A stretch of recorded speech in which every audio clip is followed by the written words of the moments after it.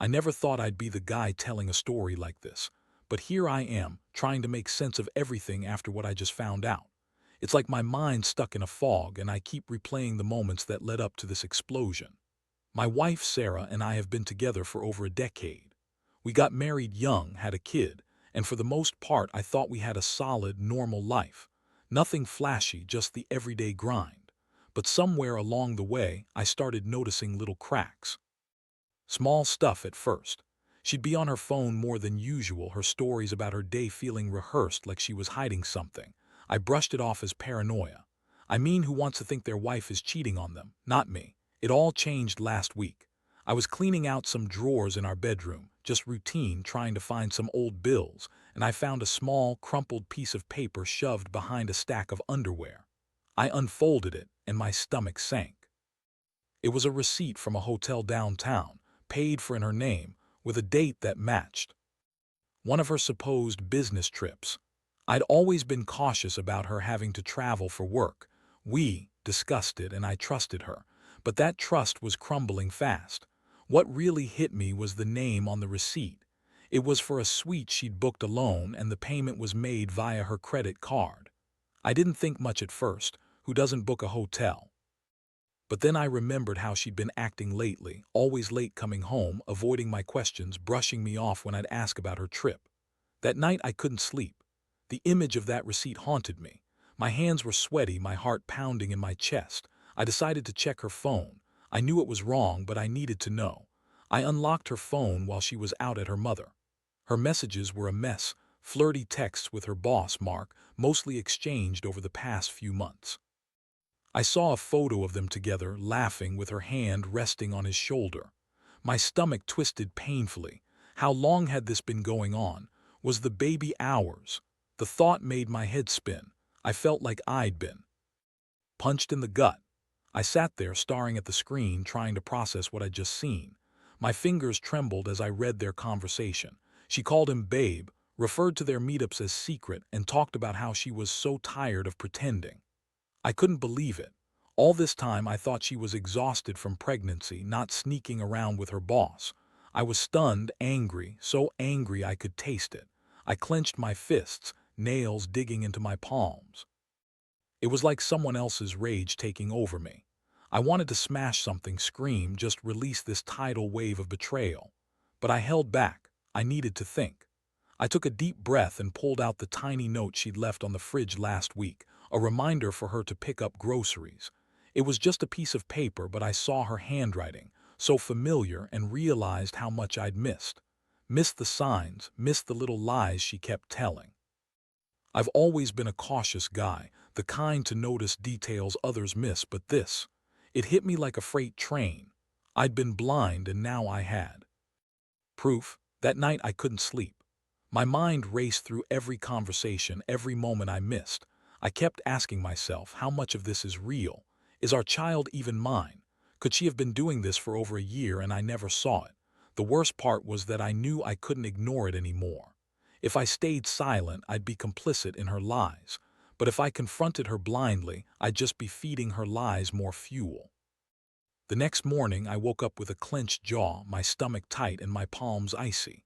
I knew I had to face her, but I didn't have a plan yet. All I knew was that I wasn't going to let her keep this secret forever.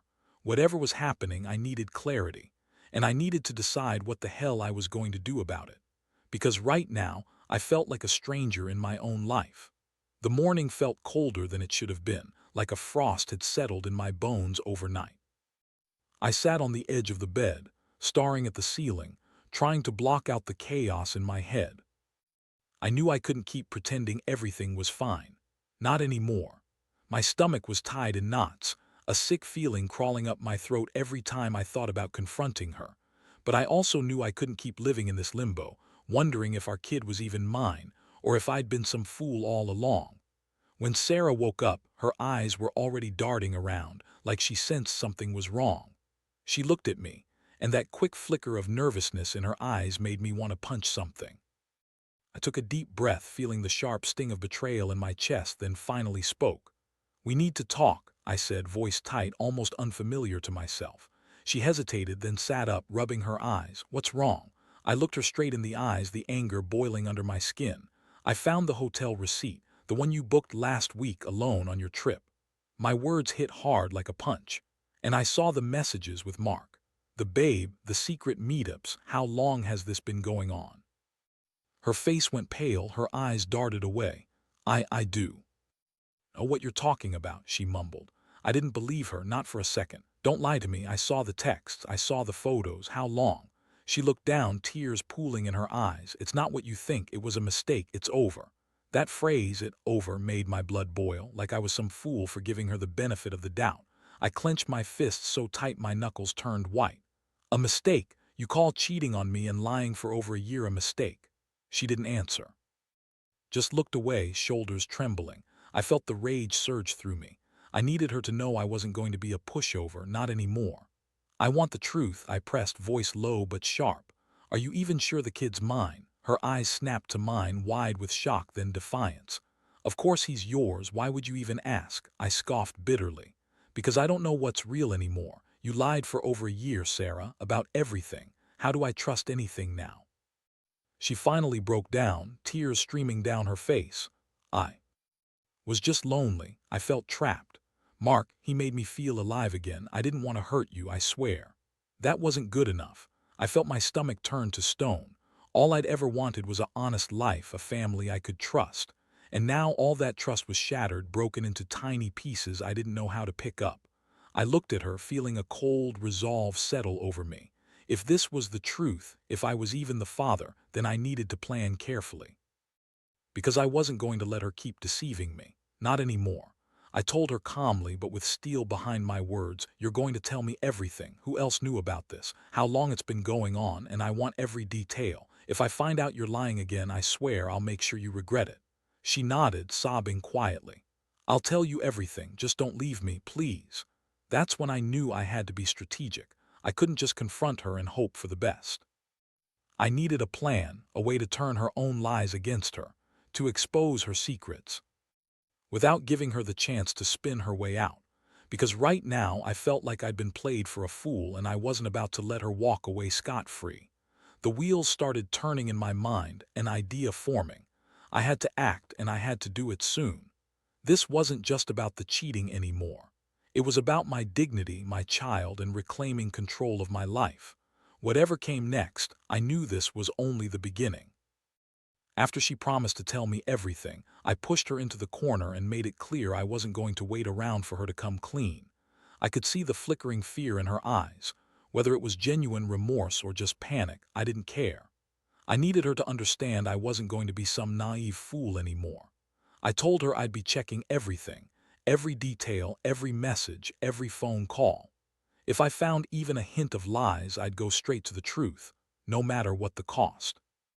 I spent the rest of that day trying to keep my composure, but inside my mind was racing. I had to be smart. I needed leverage. I started by going through her phone again carefully, looking for anything I might have missed. Her social media was a mess of secret messages and hidden chat apps. I found a second phone tucked away beneath her pillow, probably her secret device. My stomach sank, but I didn't feel surprised anymore. If she'd been hiding this from me for over a year, I figured she had layers of cover-ups.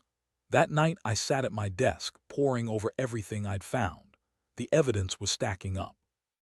Photos from her hotel stay, messages with Mark that confirmed the affair, and now a second phone. I knew I needed proof that this wasn't just a fling, it was a full-blown betrayal. I contacted a private investigator I knew from work, just someone I'd heard about, someone who could dig a little deeper and give me the full picture without tipping her off. While I waited, I felt a strange mixture of anger and emptiness. My hands were clenched so tightly I thought my palms might bleed. My stomach twisted with a sick dread that I might never get the real answers I was craving.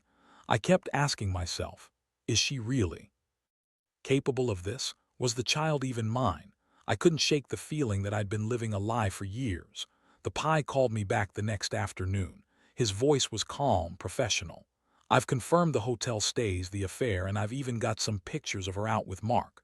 Looks like they've been seeing each other for months, possibly more. And there's more. She's been meeting him in places you don't even know about. That hit me like a fist to the gut. I felt my knees weaken for a second. My mind raced with what this meant. Was she planning on leaving? Was she already planning her future with him? Or was she just using me as a cover and now she wanted her escape route? Either way, I knew I had to act fast. That night, I sat in the dark, trying to figure out my next move. I knew I couldn't just confront her without a plan. I had to turn her own lies into my weapon. I started drafting a detailed timeline, combining her phone data, the investigator's findings, and everything I'd seen myself. This wasn't just about catching her cheating anymore. It was about reclaiming my dignity and deciding what I was willing to accept. The moment of truth was coming. I didn't want her to see me coming, not yet. I needed her to believe I was still in the dark, still trusting. That was the only way I could catch her off guard and make her realize I wasn't going to be fooled again. I poured myself a glass of whiskey, feeling the burn slide down my throat, and stared at the pile of evidence sprawled on my desk. This wasn't just a betrayal. This was a war. And I was ready to fight. I knew I had to prepare for the confrontation, but I also knew that once I stepped over this line, things would never be the same. I'd ruined the picture-perfect life we'd built, and now I had to figure out how to pick up the pieces. The question was, what was I willing to do to make her pay? That night, I couldn't sleep. The weight of everything pressed down on me like a boulder. I kept replaying the moment I found the evidence, the way my stomach had dropped when I saw her text messages, the images of her smiling with Mark. It was like my whole world had shifted on its axis, and I wasn't sure if I was falling or trying to hold myself together. I knew I had to act, not just react, but plan, carefully. I sat in the dark, staring at my phone, weighing my options. The investigator had given me enough to make a move, but I needed something more. Something that would shake her, make her realize I wasn't just some patsy she could keep stringing along. I decided to set a trap. I'd create a situation that would make her expose herself further, maybe even push her to admit everything outright. First, I cleared my schedule entirely for the next day. No work, no calls, no distractions. I wanted her to think I was still clueless, still trusting. I even prepared a little routine of waiting for her to come home from whatever secret meetings she'd been having. I left my phone on silent, kept the blinds closed, and pretended to go about my day as usual. When she woke up that morning, I was already waiting in the living room, pretending to read the newspaper. She looked surprised, maybe a little guilty, but she played it cool. I watched her, feeling the old familiar surge of fury mixed with a strange sense of calm. I pointed to the coffee table where I'd left a small, innocuous-looking envelope. "Did you forget something?" I asked, voice even but sharp. She hesitated, then slowly approached. Her eyes flicked toward the envelope and her fingers trembled as she reached for it. I saw her swallow hard.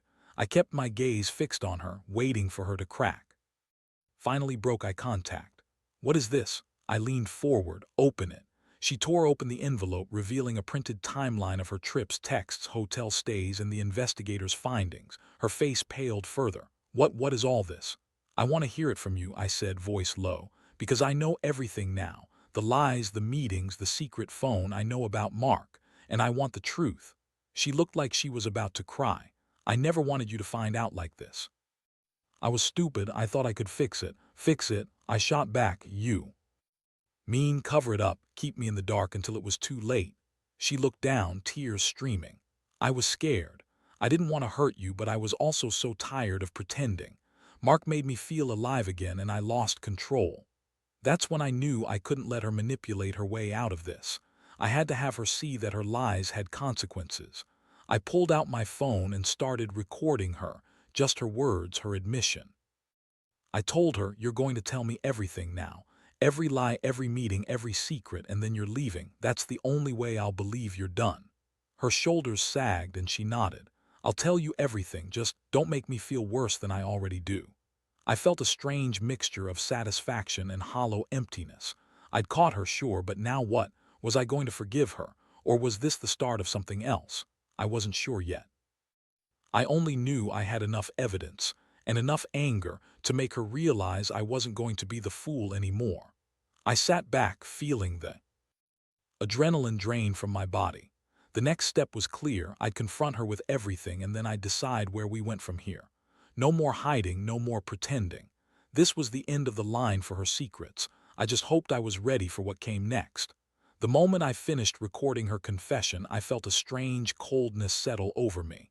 It wasn't relief, far from it, more like a numb clarity. I had the proof, the confession, everything I needed. But what I really wanted was to take control of the situation, to make her understand that her lies and betrayal had consequences. I knew I couldn't just let her crawl out of this again. This wasn't about hurting her, but about rediscovering my boundaries and making her see I wasn't going to be played anymore. I decided to execute my plan that very night. I had gathered enough evidence, her texts, her hotel receipts, the investigators' reports, and her own admission. Now it was time to turn everything into a weapon. I wanted her to feel the full weight of what she'd done, but I also wanted to do it strategically, so she wouldn't just brush it off or spin her way out of it. I waited until she went to bed after she'd promised she'd tell me everything and leave Mark behind. I had already set up a burner phone with a fake message thread, an anonymous chat she would never recognize. I programmed it to look like a new contact was reaching out, offering her the opportunity she'd been secretly craving. Something like, "Hey, I think you should know I've been watching. I know everything about you and Mark. Want to meet and talk?" I placed that phone in her purse earlier that evening, hoping she'd find it in the morning. The plan was simple. I'd make her believe someone else knew her secret and her own guilt would do the rest. I wanted her to feel paranoid, trapped, and finally exposed. As I slipped the phone into her purse, my palms felt slick with sweat. I knew this was risky. If she found it, she'd suspect immediately. But I figured she'd be curious enough to check it soon enough. Either way, I was banking on her panic to make her slip up. The next morning, I watched her leave the house with a nervous glance. She looked over her shoulder, clutching her purse tightly. I stayed inside, pretending to be busy with my coffee and breakfast. I didn't want her to think I was onto her, at least not yet. I wanted her to think she still had the upper hand. By mid-morning, she was gone. I took a deep breath, feeling the adrenaline coursing through my veins. Now, the real game started. I pulled out my phone and opened the fake chat app. Sure enough, I saw her open the message from Watchdog, and her eyes widened in horror. She read the message carefully, then looked around, her face pale. That's when I decided to make my move. I called her from a blocked number, keeping my tone cold and steady. "Sarah, we need to talk." Her voice shook. "Who is this?" "Let's just say I know everything," I said. "And I mean everything. You're not going to get away with this. Pack your bags, you're leaving today." She hesitated, then whispered, "You're messing with me. This isn't real." "Oh, it's real," I said. "And if you think you can keep pretending, think again. I've got everything. You're finished." She broke down crying then, begging me to believe she'd changed, that she'd end it with Mark. I told her to get her things and I'd be waiting outside, ready to get her out of my life for good. As I hung up, I felt a strange mixture of satisfaction and emptiness. I'd finally taken control, but at what cost? My mind kept circling back to the child, the truth, everything I'd lost. Still, I knew this was only the beginning. The betrayal was out in the open now, and I had no choice but to face the fallout once and for all. I stepped outside as she hurried down the driveway, her eyes filled with fear and regret. I handed her the keys to her car and looked her straight in the eyes. "Don't contact me again, or I swear I'll make sure everyone knows what you've done." She nodded silently, clutching her purse like it was her last shield, and drove away. As she disappeared down the street, I felt a strange calm settle over me. The chaos was finally over, but the scars would linger. I'd done what I had to do to take back my life, no matter how much it hurt. Now all that was left was to rebuild, to decide what kind of future I wanted. And I knew one thing for sure: I'd never let her betray me like that again. The days that followed were a blur of paperwork, legal calls, and trying to piece myself back together. I handed over the keys, signed the divorce papers, and finally cut the cord that had been dangling for over a year. I felt a strange quiet inside, like I'd finally exhaled after holding my breath for too long. The house was emptier now, silent in a way that was almost worse than the chaos before. I'd spent years building that life, and in one moment it was gone, replaced by a cold reality I wasn't ready for. But in the midst of it all, I felt something else, an odd sense of relief. The betrayal had been so deep, so all-consuming that I'd convinced myself I'd never find peace again. But now, with her gone, I realized I'd taken back some of that control I'd thought I lost forever. I wasn't the fool she thought I was. I was still standing, looking. Back, I see how everything unfolded. I had my suspicions for months, maybe even longer, but I let myself ignore the signs.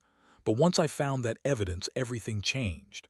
I knew I had to act, not just for myself, but for my child. Whether or not the kid was mine, I owed it to myself to know the truth and to protect what little dignity I had left.